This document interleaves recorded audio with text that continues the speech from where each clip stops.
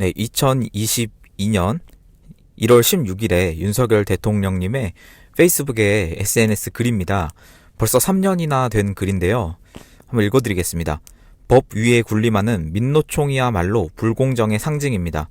어제 민노총 조합원 등 1만 5천여 명은 서울시와 경찰의 금지 통고 44건을 모두 무시하고 대규모 불법 집회를 열었습니다.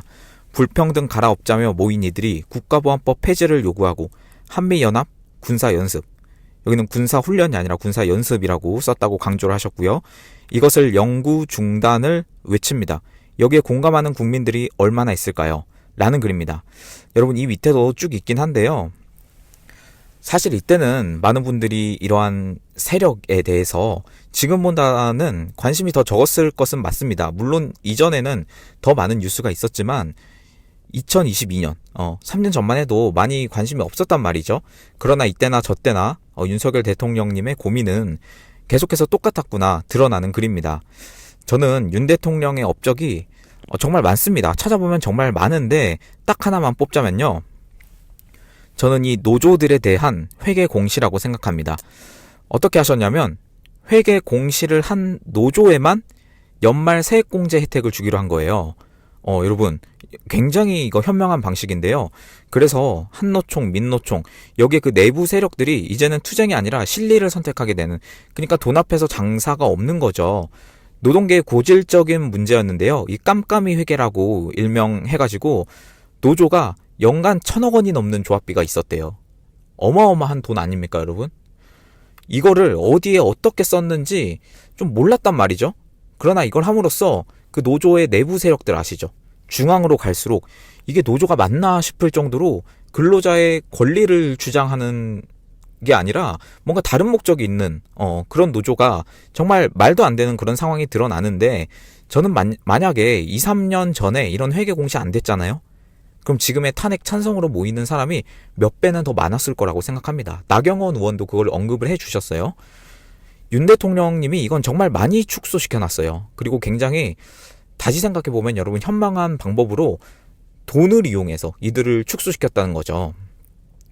그러나 아쉬운 건 여러분, 이때는 국민들이 이제 개몽 전이기 때문에 많이 관심이 없었다는 거. 물론 알고 계신 분도 많았을 거라고 생각합니다만 지금처럼 개몽이 많이 되지는 않았었기 때문에 윤 대통령님 돌아오시면 이제 그때부터 새롭게 다시 한번 강력하게 정책을 펼칠 수 있는 그런 시기가 저는 여러분 곧 올 거라고 믿습니다. 진짜로. 그러니까 기각이나 각하가 나오면 기쁘죠. 기쁘지만 그게 끝이 아닙니다. 진짜 그때부터가 새로운 시작이고 이제 1라운드 이겼다, 여러분 그렇게 보시면 되겠습니다.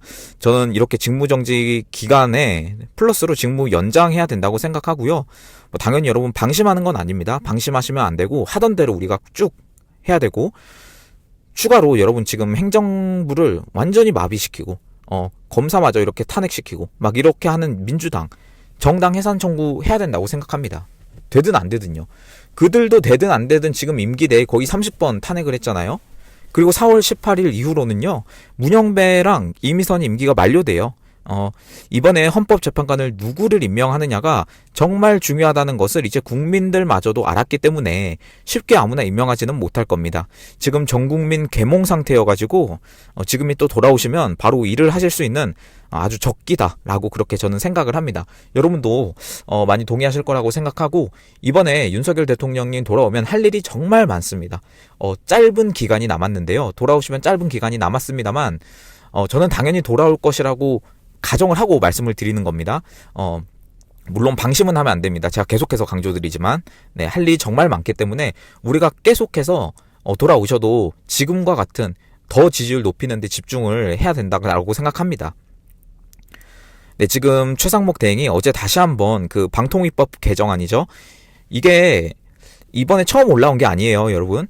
지난번에 윤석열 대통령님이 거부권을 행사를 이미 하셨어요. 그래서 국회로 돌아갔었거든요. 근데 이걸 다시 올린 거예요. 근데 그걸 또 다시 거부를 하셨습니다. 최상목 대행이. 이것에 대해서 첫 번째로 방통위의 정상 운영을 어렵게 하고, 두 번째, 삼권 분립 원칙에 반하고, 세 번째, 대통령의 임명권을 침해한다라는 이유로 이번 거부권을 행사를 하셨는데, 잘하셨습니다. 여러분, 잘한 건 잘했다고 해야죠. 지금 최상목 대행이 여러분 어떻게 보이실지는 모르겠는데 정말 제가 볼 땐요, 잘 버티고 있어요. 압박이 엄청나거든요. 잘 버티고 있고, 여러분 마음에 안 드시는 부분도 당연히 있으시겠지만 그래도 지금까지 마은혁 임명 안 하고 이런 압법들, 명태균 특검 관련해서도 다 거부해 주시고, 여러분 이것만 해도 어딥니까? 사실 이것만 하면 되거든요. 다른 거 안 하고 이것만 하시면 됩니다. 딱 거부권 해주고 마은혁 임명 안 하고 이것만 하시면 돼요. 다른 건 할 게 없습니다. 일단 이렇게 복귀하실 때까지 쭉 가시면 되겠습니다. 우리 최성목 형님, 제가 형님이라고 부르겠습니다. 네. 최성목 정체가 뭔지 모르겠다, 막 애매하다, 막 이런 이야기를 하시는 분들 계신데, 제가 볼 땐 사람의 말이 아니라 여러분 행동을 봐야 한다고 하잖아요. 그럴 때는 지금 여러분 시간 끌면서 아슬아슬하게 지금 다 저희의 그 의견에 맞게 하고 계십니다. 만약 여러분 생각해 보세요. 한번 반대로 생각해 보겠습니다.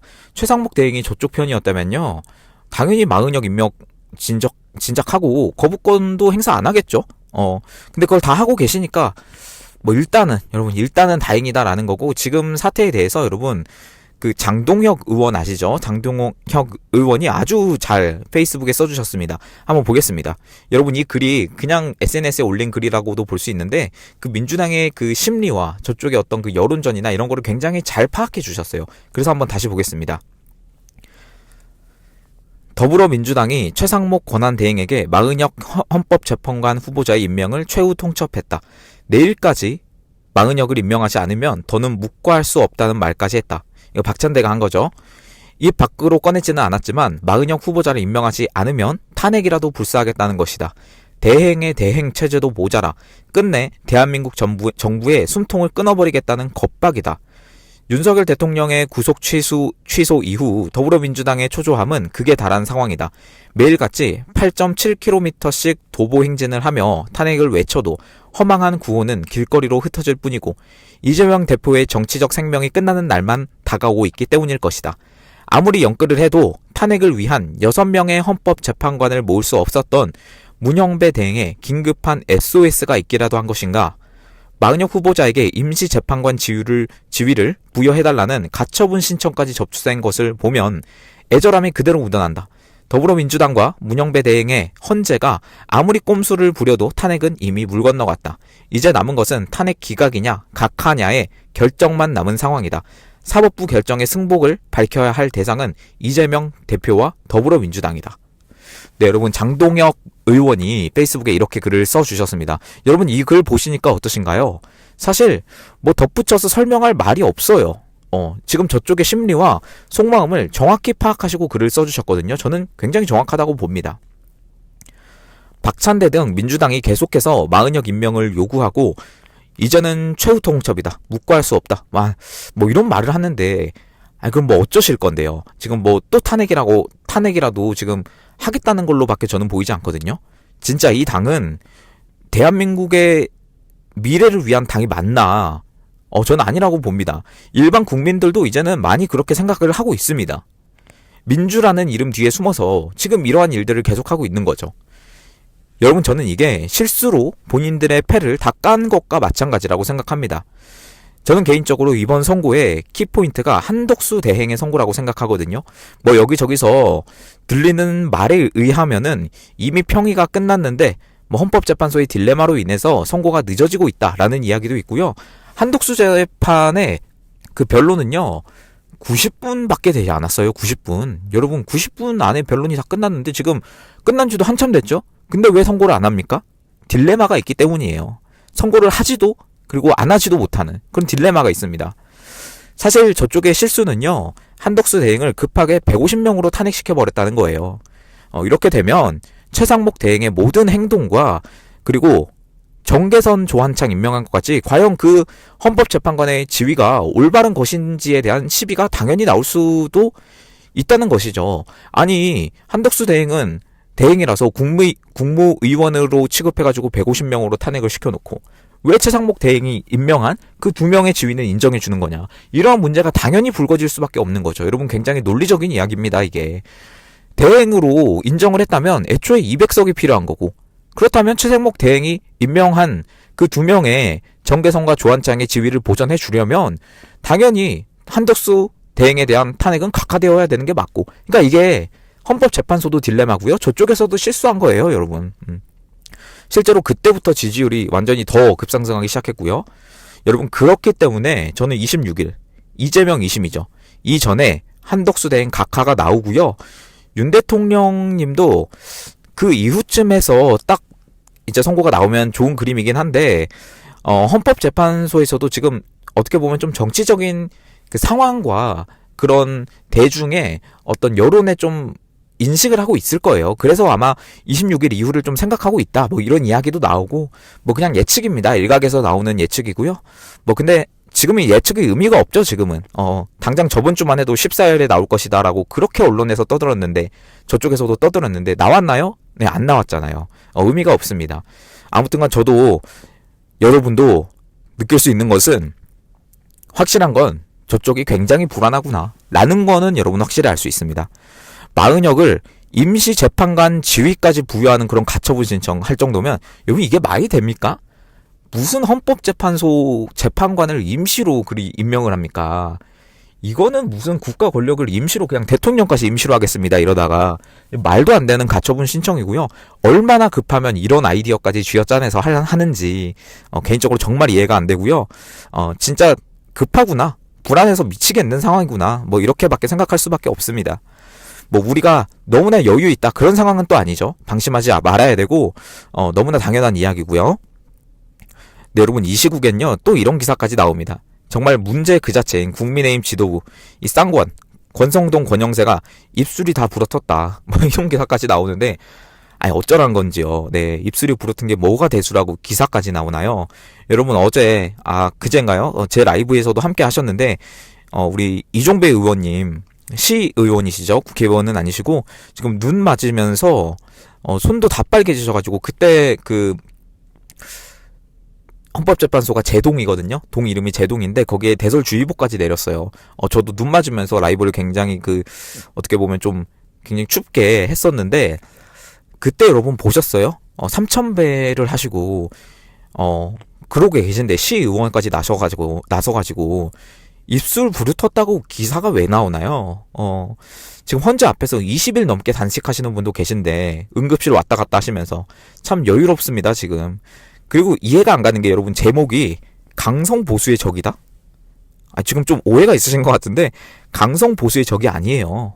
그냥 보수의 적입니다. 윤 대통령님 지지하면서 권성동 권영세를 동시에 지지하는 사람이 있나요? 저는 그거는 좀 잘못됐다고 보고요. 저는 그 자체가 이해가 안 가고 좀 모순이라고 생각을 합니다. 여기 한번 보시겠습니다. 당 지도부의 분석이 더 웃겨요. 박근혜 대통령 때 트라우마가 있다는 분석을 했습니다. 우왕좌왕하다가 당이 쪼개졌고 남은 세력은 태극기 집회에 휘둘렸다. 찬탄파와 반탄파가 이제 두루 가까운 쌍권만이 할 수 있는 역할이 있다. 나름대로 전략을 세우고 있다.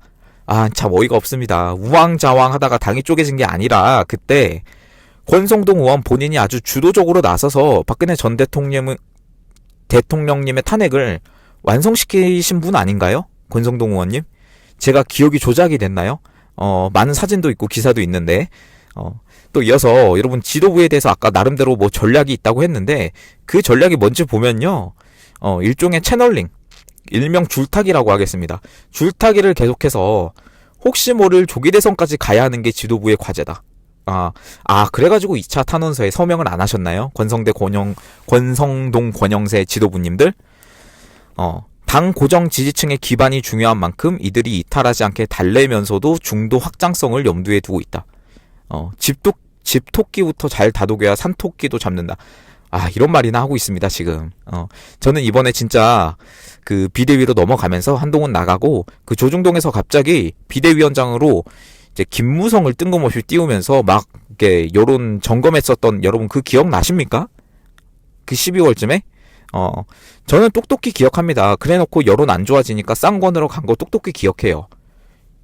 과연 무엇을 위한 지도부 교체였는지, 개헌을 위해서인가요? 심히 의심할 수밖에 없고요. 지금 헌재 앞에 나와 계신 분들까지 제가 그 앞에 가서까지 뭐라 하고 싶은 마음은 전혀 없습니다. 전혀 없는데, 국힘은요, 윤석열 대통령님 돌아오면 이거는 진짜 손 봐야 한다고 생각합니다. 이건 우파 정당이라고 할 수가 없어요. 끝까지 탄핵 각하 2차 탄원서에 서명하지 않은 사람 26명. 뭐 안철수, 배현진, 한지아, 뭐 조경태 이런 사람은 더 당연하고, 그 중에 지도부 권성동, 권영세가 들어가 있다는 건요, 이건 여러분 정말 우파 시민으로서 통탄할 일입니다. 통탄한 일. 이거는 정말 여러분, 근데 저도 진짜 국힘 비판 그만하고 싶어요. 진심입니다. 좀 그만 비판할 수 있게 도와주십시오, 국민의힘. 저도 당원입니다. 제발 좀 도와주시면 좋겠습니다. 네, 그리고 국힘 일각에선 또 이런 법안이 나왔습니다. 뭐 잘한 건 잘했다고 해야죠. 국힘에서 법관이 이제 선관위원장을 겸직하는 것을 금지하는 법안을 발의를 했습니다. 박충권 의원이 발의를 했고요. 여기에 13명의 의원이 공동 발의자로 참가를 했습니다. 참 여러분 이제야 아신 분들도 많으실 거예요. 근데 지금 참 잘못된 제도가 뭐냐 하면 각 선관위원장들을 각 대법관들이 하고 있어요, 지방에. 예를 들어서 중앙선관위원장 노태학, 이 사람은 지금 대법관이란 말이죠. 그러니까 뿐만 아니라 모든 지방에 지금 그 대법관들을 선관위원장을 이제 겸직을 하고 있는데, 굉장히 의아합니다. 이게 왜 이렇게 하고 있는지. 왜 선관위원장을 법관이 맡느냐. 그럼 선관위에 문제가 생겼을 때 여러분, 이거 본인이 본인을 조사하고 본인이 본인을 처벌해야 되는데 하겠냐는 거죠. 벌을 주겠냐는 거죠. 이거 말도 안 되는 제도고요. 완전히 바꿔야 됩니다, 지금. 네, 박충건 의원 어제 라이브에서도 등장을 하셨는데 잘 발의하셨고요. 뭐 잘한 건 잘했다고 해야죠, 국힘이어도. 네, 그쵸? 아무튼간 윤석열 대통령님 돌아오시면 이런 자잘자잘한 제도들 있잖아요. 선관위를 조사하지 못하게 하는 어떤 그런 감사원에 대한 거라든가, 지금 겸직하고 있는 거, 법관이 선관위원장을 겸직하고 있는 이런 제도들도 당연히 바꿔야 되고요. 지금 바꿀 게 한두 가지가 아니에요. 그러니까 뭐 앞에 노조 이야기도 드렸는데 정말 윤석열 대통령님 돌아오면 몸이 지금 10개라도 부족한 상황입니다. 그런 상황에서 여러분 조금이라도 제동이 걸리면은 이게 더 늦춰지고 결국 임기 끝나거든요. 평생 임기할 수 있는 그런, 우리가 자유민주주의 하에서 그런 건 아니기 때문에 당연한 말이지만 여러분, 그래서 우리가 지금 방심하면 안 된다는 게 바로 여기서 나오는 말입니다. 우리가 지금 뭐 기각이나 각하를 바라보고는 있지만 저도 당연히 그렇게 될 거라고 믿고 그렇게 될 거라고 생각을 하고 있습니다. 그러나 여러분, 그렇게 나오더라도 그건 끝이 아니라는 겁니다. 그건 새로운 시작이고요. 윤석열 대통령님이 최후 변론에서 말씀하신 87체제의 종식, 그리고 제왕적 의회, 제왕적 대통령이 아니라 제왕적 의회를 어떻게 좀 조절하고자 하는 그런 의지를 약간 힌트로 내비쳐 주셨거든요. 제가 영상에서 말씀드리기도 했습니다만 여러분, 그거에 대해서 우리는 지지를 해줘야 돼요. 물론 무조건 사람을 보고 무조건 지지를 하는 건 아니에요. 당연히 윤석열 대통령님의 어떤 메시지를 보고 지지를 하는 거고, 그리고 지금 이렇게 이런 사태까지 오게 된 거, 그거는 당연히 저는 여러분 이 윤석열 대통령님의 결단이라고 생각하거든요. 굉장히 어떻게 보면 그냥 이렇게 유야무야 하다가 뭐 많이 나온 이야기지만 유야무야 하다가 그냥 퇴임하시고 그냥 연금 받으면서 평생 이렇게 사셔도 괜찮으실 분이에요. 대통령이라는 자리가 그렇지 않습니까, 여러분? 지금 누가 그렇게 살고 있잖아요. 편안하게 이해가 안 되지만 여러분, 그런데 이러한 결단을 하신 거에 대해서 우리가 지금 계몽이 됐다 이런 말도 하지만 돌아오시고 나서의 어떤 로드맵도 분명히 그래야 된다고 생각합니다. 지금 국민의힘 지도부는 줄타기를 하면서 계속해서 이쪽에서는 뭐 우리 지지층을 달랜다고 하면서 은근슬쩍 립서비스를 하지만 뒤에 가서는 또 개헌을 하면서 개헌을 하려고 하고, 또 뒤에 가서는 지금 조기 대선을 준비하고 캠프 차리고 있고, 여러분 이런 모습을 볼 때 과연 진실된 우파 정치인은 누가 있을까라는 것에 대한 그 의문점이 상당히 들 수밖에 없고요. 지금 이번 주 어제 막 눈 오고 그제도 눈 오고 막 그러면서 굉장히 그 앞에 계신 분들도 힘들고 헌재 앞에 계신 분들도 힘들고 저도 마찬가지고요. 좀 분위기가 어수선해졌습니다. 여러분, 어수선하지만 해이해지지 말고 끝까지 우리 윤석열 대통령님 복귀하실 때까지 적어도 힘을 내야 되고, 그리고 말씀드린 것처럼 돌아오신 이후에도 계속해서 우리가 힘을 내야 된다고 생각합니다. 그때는 여러분 진짜 제2의 건국이 될 정도로 우리가 지금 힘을 더 실어줘야 돼요. 사실은 지금 굉장히 엄중한 상황이라는 거 여러분 알고 계시면 좋을 것 같고요. 저는 아무튼 간에 믿습니다. 기각이나 각하돼서 돌아오실 걸 믿고 그대로 우리가 하던 대로 하면 되겠습니다. 여러분, 저는 계속해서 헌재 앞에 집중할 거고요. 네, 여러분 개인적으로 후원해주신 분들 정말 감사드리고요. 제가 다 이제 말씀드리지 못하지만 제가 채널 운영하고 라이브도 하고 이렇게 영상도 만들고 하는데 정말 큰 원동력이 되고 있습니다. 예, 너무나 감사드립니다. 오늘 방송은 여기서 마치도록 하겠습니다.